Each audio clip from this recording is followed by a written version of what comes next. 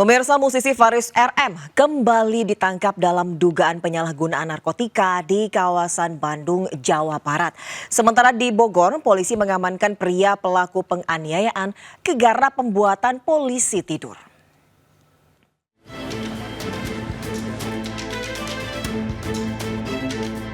Polisi kembali mengamankan musisi Faris RM atas kasus dugaan penyalahgunaan narkotika di kawasan Bandung, Jawa Barat.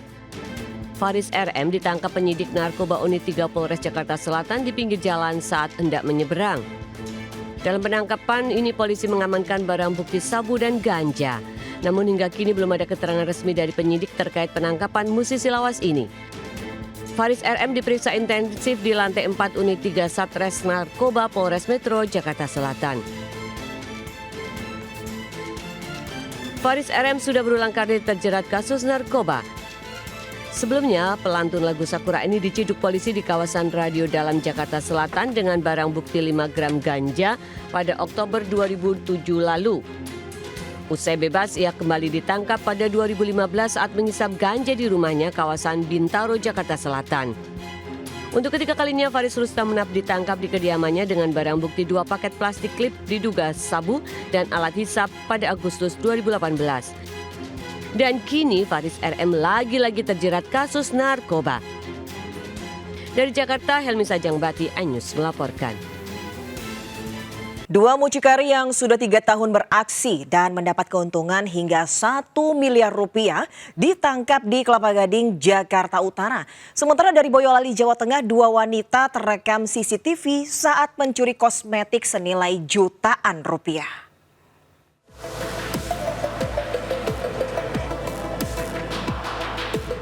Polisi menangkap 2 pelaku perdagangan orang di sebuah apartemen di kawasan Sunter, Jakarta Utara. Keduanya berperan sebagai perekrut dan penawar jasa ke pria hidung belang melalui media sosial. Hasil pemeriksaan, kedua pelaku memperdagangkan 15 wanita dan beberapa di antaranya masih di bawah umur. Mereka menjual jasa melalui media sosial dengan tarif 2 juta rupiah untuk 1 kali transaksi.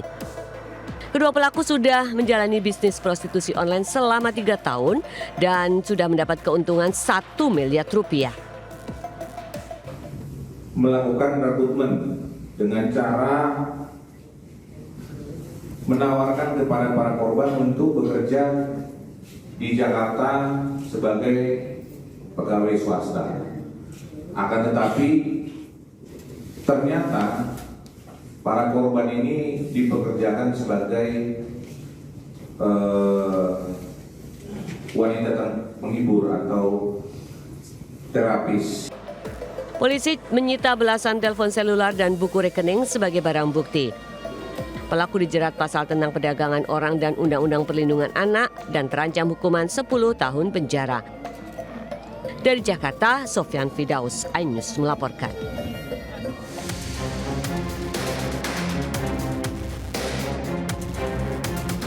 Aksi 2 wanita muda mencuri kosmetik di sebuah toko di Desa Teras, Boyolali, Jawa Tengah terekam CCTV. Salah satu pelaku mengambil 1 barang, kemudian memasukkannya dalam tas.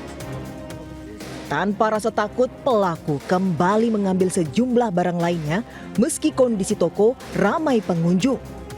Kasus pencurian terungkap saat penjaga toko menyadari ada beberapa barang yang jumlahnya berkurang. Diketahui kedua pelaku mengambil 7 produk kosmetik senilai lebih dari 1 juta rupiah. Dari 7 kosmetik yang diambil, pelaku hanya membayar 2 barang saja.